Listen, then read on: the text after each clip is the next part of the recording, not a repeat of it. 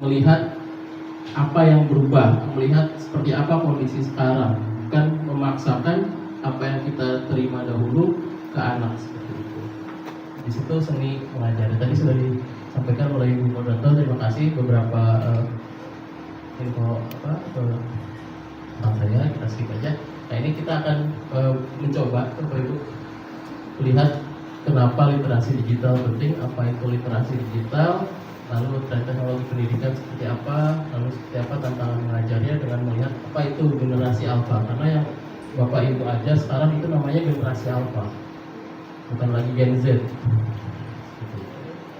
Jadi nanti Bapak Ibu mulai mencari informasi yang udah bisa lebih fokus ke seperti apa sih karakter psikologis generasi alfa, seperti apa cara belajar generasi alfa, seperti apa informasi-informasi dapat diterima oleh generasi alfa, lalu bagaimana strateginya.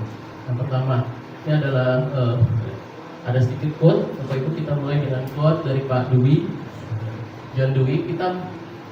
Kalau kita mengajarkan apa yang kita tahu kemarin, maka kita mencuri masa depan anak-anak kita. Seperti itu.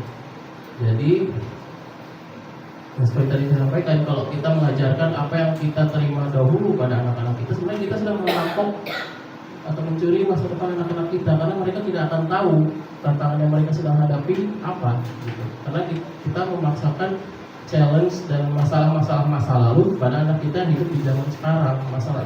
Masalah itu sudah berubah, tantangannya sudah berubah seperti itu. Nah, ini Bapak Dwi ini juga yang inisiasi learning by doing, jadi belajar sambil melakukan. Baik Bapak Ibu, pegang HP semuanya. Nah, mohon izin Bapak Ibu coba membuka menti.com. Lewat HP boleh, lewat laptop bisa. Kalau laptopnya sudah connect ke internet bisa langsung buka menti.com, lalu masukkan kode ini 2930 0624. Silakan coba menti.com. Nanti silakan Bapak Ibu masukkan. Ketika mendengar literasi digital, apa yang terbayang di benak Bapak Ibu?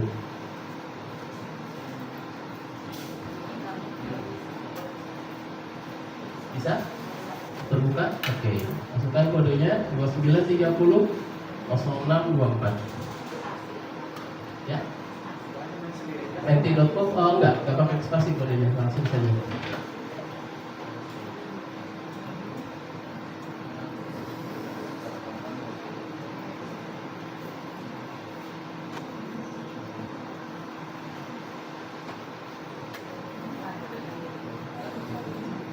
Menti.com, masukkan 2930 0624.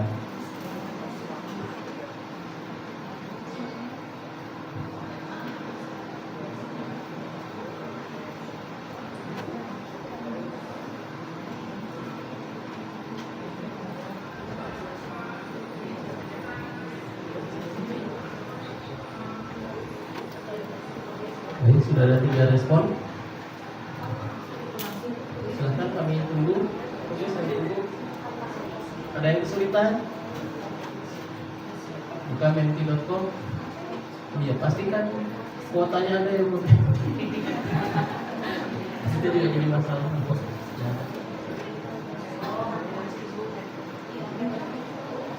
Dua 2930 0624 kodenya. Nanti Ibu diminta untuk memasukkan situ apa yang terbayang ketika mendengar literasi digital.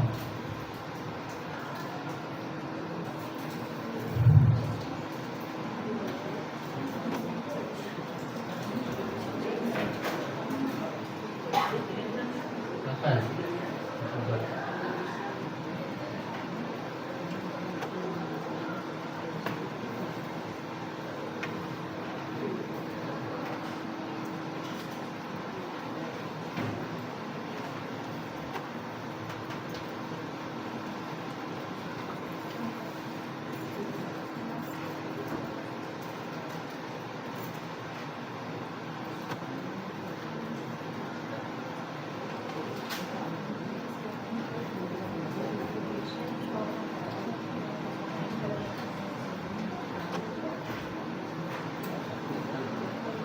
Ya, baik. Sudah?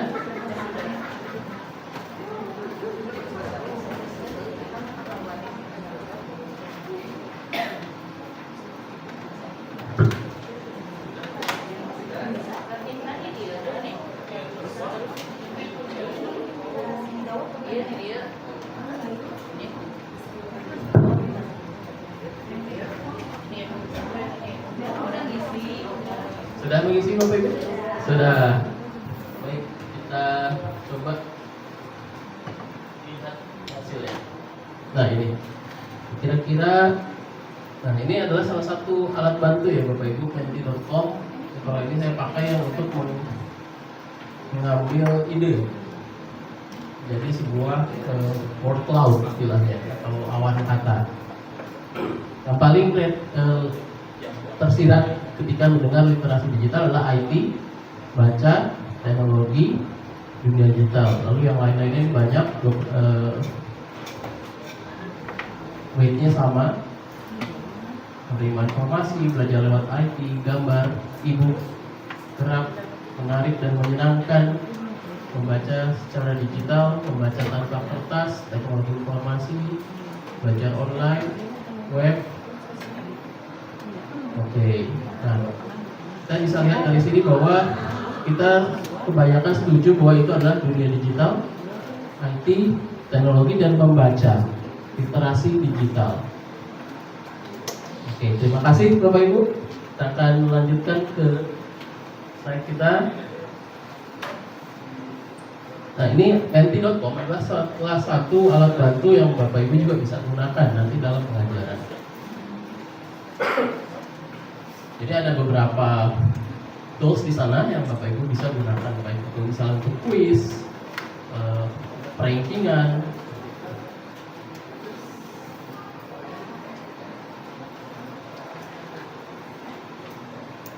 Baik, literasi digital. Kalau secara definisi adalah kemampuan menggunakan teknologi digital, komputer, tablet dan gadget-gadget lainnya untuk mencari, memahami, berbagi informasi dengan cara yang aman dan bijak dan membuat sesuatu dengan alat digital. Jadi literasi digital tidak hanya berhenti sampai membaca, karena Gen Alpha itu ketika mereka lahir sudah dengan teknologi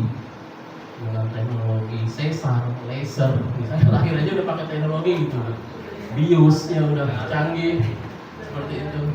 Lalu kalau misalnya lahiran sulit itu ada istilahnya induksi, ada pakai balon sekarang teknologi. Karena saya berkeluarga jadi saya tahu ada yang pakai kayu, bahkan pakai dibuka itu. Jadi banyak teknologinya sekarang untuk keluarga. Dari sejak lahir gitu, namanya teknologi sudah induk dengan mereka. Lalu ketika bayi-bayi itu rewel, ibu kasih apa? Kasih HP. Nah, gitu. Gimana enggak hubungannya dengan gadget tidak erat? Kalau kita ketika untuk membuat mereka diam saja, kita gunakan misalnya handphone, musik-musik dari handphone. Sebenarnya kita tidak sadar kita sendiri yang bentuknya juga menambah keeratan mereka dengan teknologi. Di sini ada menggunakan teknologi digital. Baik, menggunakan di sini saya juga punya keponakan, termasuk anak saya sendiri. Ketika mereka belum bisa membaca, mereka sudah bisa nge-search di YouTube. Pakai apa? Pakai suara. Mereka udah tahu caranya. Dan itu bukan ketidaksengajaan Bapak Ibu. Saya paparkan ya di sini bahwa engineer di alat-alat yang kita gunakan secara digital seperti Google, YouTube, Instagram, semua itu dipikirkan semuanya. Bagaimana setiap titik yang ada di Google, di Instagram itu bisa mengadiksi pengguna. Itu dipikirin bentuknya, warnanya, posisinya, kapan dia tampil, kapan dia berubah warna, apa efek ketika misalnya di hover, dipencet, itu dipikirin semua Bapak Ibu. Jadi semua itu memang direkayasa. Ada pepatah yang bilang kalau ada suatu produk yang itu gratis kita gunakan, maka bukan produk itu produknya, tapi kita produknya. User adalah produknya. Apa yang mereka jual dari produk itu? Apa kira-kira Bu? data. Jadi kita adalah produk buat mereka. Data-data kita yang diambil buat mereka. Kebiasaan-kebiasaan kita mereka baca. Kita mungkin nggak sadar apa-apa, karena mungkin kita menganggap itu tidak terlalu penting, dan memang buat kita emang nggak penting. Jadi gini, Ibu, Bapak pakai Instagram kan? Mereka men-tracking di mana jari kita saat men-scroll. Mereka men-tracking berapa detik, milidetik kita berhenti di satu postingan. Itu dianalisa. Ini postingan tentang apa? Itu dianalisa. Lalu mereka ketika kita tidak tertarik dalam suatu postingan dan menggeser, mereka mencatat ini postingan apa yang kita tidak tertarik. Seperti itu. Kenapa kita nggak tertarik postingan itu? Jadi nanti mereka akan merekomendasikan postingan yang sekiranya kita tertarik, dan itu mengetes kita. Oh, kira-kira kalau dikasih ini tertarik nggak? Oh, enggak. Kasih ini tertarik nggak?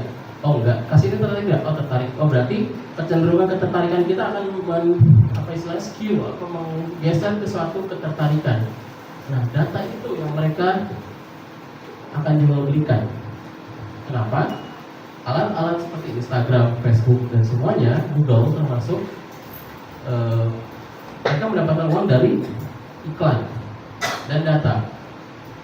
Mereka bisa menjual iklan-iklan yang secara spesifik akan menargetkan user tertentu. Misal Tokopedia ada jualan sepatu, kasih ke ibu, tapi nggak sembarang sepatu. Sepatunya yang misalnya wedges warna putih, ada pitanya, kasih ke ibu ini karena dia pasti suka. Jadi kepastian untuk data itu yang mereka jual ke user mereka. Itu yang menghasilkan mereka uang. Dan kalau kita lihat, kalau dulu orang-orang terkaya di dunia itu dari minyak, pertambangan, perbankan. Sekarang enggak. Orang terkaya di dunia itu dari otaknya. Elon Musk, Bill Gates, seperti itu. Facebook yang Mark Zuckerberg, pemilik Google, Sergey Brin, dari otaknya. Dan yang mereka jual belikan adalah data. Seperti itu. Intelektual, teknologi itu yang mereka jual belikan. Jadi yang terjadi di belakang layar itu jauh lebih banyak dari apa yang terjadi di depan layar. Seperti itu. Makanya kita sering sekali disodorkan dengan informasi-informasi yang hoax. Hoax itu belum tentu bohong, karena bisa saja tidak relevan, itu juga termasuk hoax. Misalnya ada kemarin di grup WA saya beredar tentang anak yang hilang di satu terminal, ternyata itu berita 2 tahun lalu. Bisa saja itu direkomendasikan karena kita tertarik dengan berita seperti itu, tapi ya dari masa lalu dibawa lagi. Itu juga bisa termasuk. Itu dari menggunakan, lalu mencari. Sekarang udah nggak zaman. Kalau saya ingat saya dulu kelas 2 SMA pernah dapat 9 untuk biologi. Karena saya effort belajar, saya baca buku paket, saya ke perpus, saya baca di perpus tentang biologi, saya baca semua bukunya, saya nggak puas, saya pergi ke perpustakaan daerah yang di Jalan Soekarno-Hatta, saya baca di sana lagi, baru saya bisa dapat nilai 9. Sekarang anak-anak sekarang nggak kemana-mana bisa dapat informasi loh, bisa mencari, nggak hanya dari Google, bisa dari Bing, Detik, Wikipedia, seperti itu. Anak-anak sekarang sudah bisa mencari informasi. Yang dibutuhkan oleh anak-anak sekarang adalah bagaimana memfilter informasi tersebut, mana yang penting dan mana yang nggak penting, mana yang relevan, mana yang nggak relevan. Jadi instead of kita kekurangan informasi, sekarang kita dibanjiri oleh informasi. Maka skill yang dibutuhkan adalah memfilter, memilah mana informasi yang penting dan tidak penting. Kalau tadi Pak Kabit menyampaikan bahwa ada kasus tentang pornografi dan porno aksi, yang kalau saya beberapa narasumber saya juga pernah terlibat di talk show tentang itu. Sebenarnya kuncinya adalah menyibukkan diri dengan hal-hal yang penting dan hal-hal yang positif. Itu saja. Tapi nggak akan kepikiran ke sana gitu. Kalau anak-anak banyak berkegiatan dengan hal yang positif, mereka tidak akan terpikirkan hal-hal yang lain. Sama kita juga seperti itu. Kalau kita lagi nganggur, lagi iseng scroll, nanti suka muncul iklan judi online, iklan apa gitu kan ya, iklan yang ngabisin duit gitu ya. Walaupun ini tas bagus, walaupun nggak butuh tas gitu, cuma masih lucu, tahu-tahu check out gitu kan. Oke. Yang kedua, memahami. Nah, cara anak-anak sekarang dalam memahami sesuatu itu lebih mikro. Length of focus anak-anak sekarang itu lebih pendek, Bapak Ibu. Jadi agak sulit kalau misalnya 8 jam di kelas atau misalnya kata-kata 1 jam saja belajar tentang hal yang sama. Mereka udah menit ke 20 udah konsentrasi udah buyar karena mereka terbiasa dengan informasi yang pendek. 1 menit reels, story, short itu 1 menit. Mereka dapat informasi dalam 1 menit. Seperti itu. Sama di offline pun begitu. Jadi kalau saya sendiri nggak pernah membedakan antara offline dan online. Di offline pun kalian tetap manusia yang punya karakteristik, punya kepribadian, yang punya perasaan, sama juga ketika di offline. Jadi nggak ada bedanya kecuali untuk Zoom ya. Kalau latihan dengan Zoom itu bosan ya Bu ya, nggak enak. Yang ketiga adalah berbagi. Nah, tidak dipungkiri kalau anak-anak itu berbagi informasi, berbagi baik tentang mereka sendiri ataupun tentang informasi yang mereka dapat. Mereka senang membagikan. Ya, aku punya video ini tentang JKT48 misalnya. Anak saya sedang suka JKT48. Tahu siapa yang graduate, siapa yang baru itu tahu. Yang ketiga, kita juga bertanamkan bagaimana mengelola informasi itu dengan aman dan bijak. Kalau aman artinya tidak melanggar undang-undang dan tidak membahayakan diri sendiri. Artinya kita perlu membekali diri kita dengan aturan apa yang aman dan bijak. Kalau bijak agak lebih panjang ceritanya karena wisdom itu ujungnya dari data dulu. Data terus punya knowledge baru jadi wisdom. Aman. Kita harus tahu apa sih yang aman, yang tidak bohong, yang tidak melanggar kesusilaan, yang tidak merugikan orang lain. Gitu. Aman, misalnya privasi, tidak membagikan data pribadi. Data pribadi itu apa? Nama lengkap, nama orang tua, alamat rumah, tanggal lahir, itu pribadi.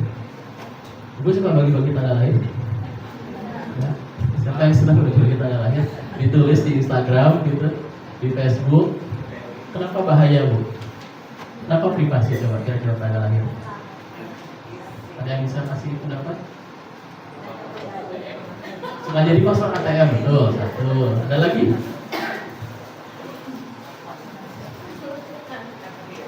Kalau di kita mungkin tidak terlalu tabu ya Bapak Ibu untuk membeberkan tanggal lahir, tapi kalau di Jepang itu sangat tidak disukai gitu memberikan tanggal lahir. Kenapa coba kira-kira tanggal lahir itu sangat privasi? Bahkan saya sendiri NIP ya ada tanggal lahirnya di beber-beber ya. Dia bungkus gorengan ada gitu. Tuh kacau. Tanggal lahir, dengan tanggal lahir saya bisa tahu kira-kira tinggi usia ibu berapa, ya nggak? Usia, oke, dari usia saya tahu kemungkinan status ibu sudah menikah atau enggak. Ya, kalau menikah kayak ambil rata-rata umur 25, lalu misalnya per 2 tahun punya anak, saya kemungkinan bisa tahu kira-kira ibu punya anak berapa. Lebih lanjut lagi, dari tanggal lahir saya bisa tahu zodiak ya Bu. Walaupun silakan Bapak Ibu percaya atau enggak ya zodiak, tapi kalau saya memandangi zodiak itu sebagai statistik aja sih. Jadi orang yang dengan tanggal lahir sekian dikelompokkan dalam suatu zodiak tertentu, lalu mempunyai karakteristik tertentu, itu nggak apa-apa. Jadi bukan dipercaya 100% gitu ya. Oke, dengan zodiak, kalau nggak percaya zodiak, percaya sio, percaya weton. Saya bisa tahu dari weton itu ibu kondisinya sedang gimana, sedang tidak sehat, finansialnya gimana, hari baiknya apa, hari buruknya apa, tahuan. Kalau misalnya ibu, misalnya saya tahu dari usia, saya bisa tahu tinggi ibu berapa, karena rata-rata tinggi manusia dewasa berapa, dari grafik saya bisa tahu dari usia sekian, oh tingginya sekian, beratnya sekian, nomor sepatu sekian, nomor baju mungkin sekian, gitu. Bisa ketahuan seperti itu. Nah itu bedanya data dan informasi. Dari datanya tanggal lahir, informasi yang diberikan oleh data tersebut bisa banyak. Dan orang Jepang itu sangat percaya shio. Sangat percaya dengan tanggal lahir ini, orang ini karakteristiknya seperti ini, tidak cocok bekerja di bagian-bagian ini, dia harus bekerja di bagian ini. Bahkan untuk mematahkan kerjaan, mereka melihat dari tanggal lahir. Ini sangat penting. Kedua, tentang keamanan tadi, lokasi. Senang berbagi story Bu, Bapak Ibu? Story lagi liburan di sini gitu ya. Sudah ya? Sudah ya? Nah, oh iya. Siapa ya? Senang gitu ya untuk bagian diri sendiri atau memanas orang lain gitu ya. Ada cerita Ibu, ada pemain Liga Inggris namanya John Terry. Mungkin ada yang suka bola. Ada yang namanya John Terry, dia pemain Chelsea waktu itu. Dia story lagi liburan di Swiss, rumahnya di Inggris. Ada perampok, dia story itu, lalu ngerampok rumahnya 2 hari. Nyantai sambil masak, sambil ngepak-ngepak barang gitu. Tahu lagi tuan rumahnya lagi di Inggris, lagi di Swiss. Udah 2 hari, naik janterinya pulang, rumahnya udah seperti baru. Iya. Itu bahayanya berbagi lokasi. Jadi kalau mau story gimana? Like post aja deh, liburannya seminggu lalu, story-nya standar. Gak apa-apa, bisa tahan nggak Bu? Jadinya emang nggak nge-share. Susah Bu. Apa ya? Greget ya. Pengennya sekarang gitu. Kalau ada yang kebetulan dia tuh rumahnya lagi kosong, bahaya. Kecuali memang kitanya liburan ada orang di rumah, nggak masalah. Dan yang ketiga ini lalu membuat. Jadi literasi digital itu menuntut juga untuk membuat sesuatu. Anak didik kita dicoba untuk membuat sesuatu dengan literasi digital, dengan tools ini. Kenapa? Karena mereka bagian dari Old Society. Kalau ada buku namanya Flat Earth yang mengungkap bahwa sekarang kita itu bumi itu sudah datar. Maksudnya bukan datar secara fisik, tapi secara hubungan.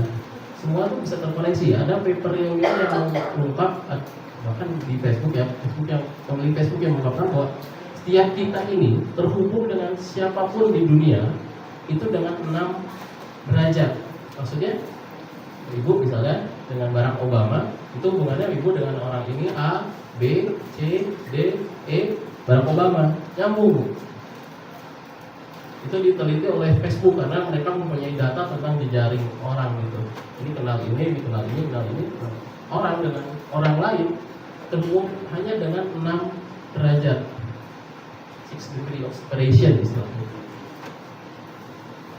Jadi nggak jauh gitu, kita terkoneksi itu. Dan makanya kalau anak-anak kita itu membangun relasi pun sudah dengan online.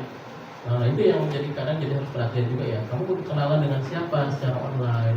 Itu yang banyak kan ya, berita-berita itu dari situ gitu. Karena dengan siapapun itu bisa namanya. Jadi saya bisa jadi Barack Obama kenal ini, kita kenal ini, lalu ini kenalin ke ini kenalin ini, lalu kita ketemu gitu kan. Bisa seperti itu. Nah, ketika membuat sesuatu sama, akhirnya melahirkan istilah viral. Ketika membuat sesuatu viral dikenal. Ada yang siap viral, ada yang enggak gitu ya secara mental. Tapi kalau jadi kalau misalnya hasil karya Bapak Ibu ada anaknya yang bisa membuat sesuatu, coba kalau buat kontennya di up, gitu. Mungkin ada orang yang dikenal tertarik, lalu mensponsori, mendanai atau membantu pendidikan dan sebagainya. Itu bisa saja terjadi zaman sekarang Bapak Ibu. Ibu tahu Justin Bieber? Dia kan tidak lahir dari kompetisi ya, karena viral. Artis-artis yang lahir dari viral. Taylor Swift, semua di Indonesia banyak. Arya Wiguna jadi kalau saya bilang Arya Wiguna, Bapak Ibu tahu Arya Wiguna siapa? Bukan artis tapi viral. Nah, lalu mencakup keterampilan mengoperasikan ini biasanya sudah native ya, karena anak kita sudah native digital, menemukan informasi yang akurat. Nah, jadi akurat, jadi kita arahkan, kita bantu dari mana informasi yang benar itu, misalnya dari Wikipedia, dari sumber-sumber yang terpercaya. berkomunikasi dan berbagi secara efektif. Anak-anak kita nggak usah diajarin pakai WhatsApp, pakai Telegram, nggak bisa ngetik, sudah bisa voice note, gitu ya, bayangannya. Secara efektif dan melindungi dirinya. Nah tadi melindungi diri ini juga perlu diperhatikan agar anak kita tidak mudah terkena kerentanan-kerentanan yang terjadi di digital. Nah kita lihat pembelajaran dari masa ke masa. Zaman Yunani kuno sudah ada yang namanya kelas, tapi tidak ada ruang kelas formal. Lingkungannya terbuka, bisa di alun-alun, taman, emperan. Metodenya dialog, diskusi, argumentasi, tidak ada buku panduan. Ini zaman Yunani kuno ya. Kebayang nih orangnya pakai selempang putih gitu, keluyuran. Guru itu hanya sebagai fasilitator dan mentor, karena mereka menganggap si A punya pemikiran seperti ini, saya belajar ke dia, saya ngikuti cara berpikir dia, lalu ketika ada yang tidak cocok saya bisa ganti guru manapun, gitu kan ya. Tidak ada kurikulum, siswanya dituntut aktif karena mereka bertanya, karena metodenya tadi dialog, diskusi, argumentasi. Fokusnya ke moral, etika dan kebijaksanaan. Ini sangat terpengaruh dari sosial dan status. Bahkan istilah sekolah pun dari bahasa Yunani kuno kan ya, apa istilahnya? Sekolah itu dari school. School artinya waktu luang.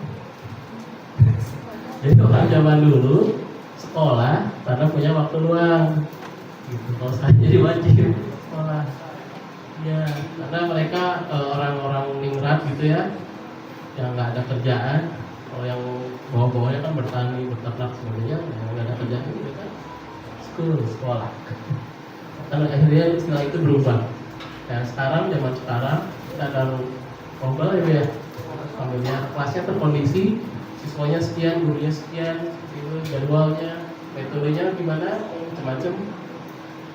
Bisa kita mengikuti kurikulum yang ada. Guru sebagai Bapak Ibu lihat guru itu sebagai apa sekarang? Udah kayak orang motivator, fasilitator. Sesuai kurikulum, lalu melihat karakter siswanya seperti apa. Jadi kalau sekarang trennya Bapak Ibu, orang tua itu juga mulai melihat anak saya karakternya seperti apa, disekolahkan kemana. Cari sekolah yang sesuai dengan karakter anaknya. Kalau anaknya aktif, ada kelebihan tertentu, maka disekolahkan ke sekolah yang cocok. Biasanya seperti itu. Lalu pengembangan potensi siswa, karena kita sudah mulai melihat tiap anak ini punya potensinya masing-masing. Lalu kemana diarahkan, lalu dari situ mencari sekolah yang cocok. Pengaruh sosial dan status sekarang masih ada ya. Lalu masa depan seperti apa sekolah di masa depan? Kita belum tahu.